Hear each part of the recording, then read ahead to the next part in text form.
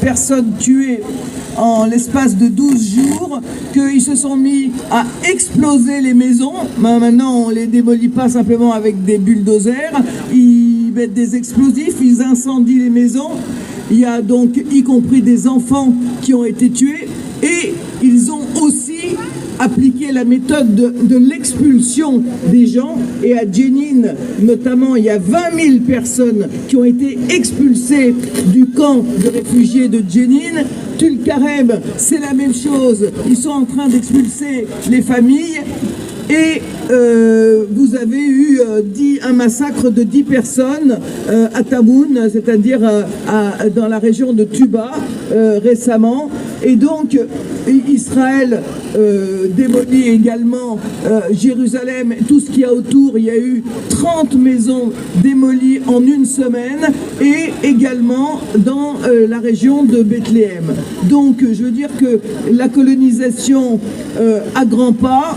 Et pendant ce temps, que fait notre gouvernement? Que fait Macron? Est-ce qu'il a pris des sanctions, par exemple, contre les criminels de guerre français qui vont commettre des crimes à Gaza? Est-ce qu'il a répété, qu'il a dit une fois, quand il est arrivé au pouvoir, que la colonisation était un crime contre l'humanité?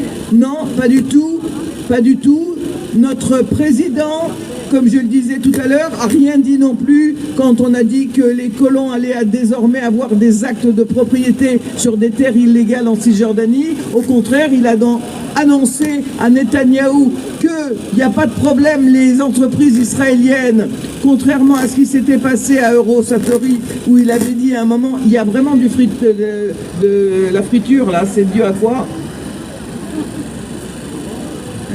Le vent peut-être, oui. Donc, il a dit qu'ils pouvaient venir sans problème vendre leurs saloperies au salon de l'aéronautique, au salon du Bourget, au printemps prochain. Donc, en revanche, en matière de répression, là, il n'y a pas eu de pause.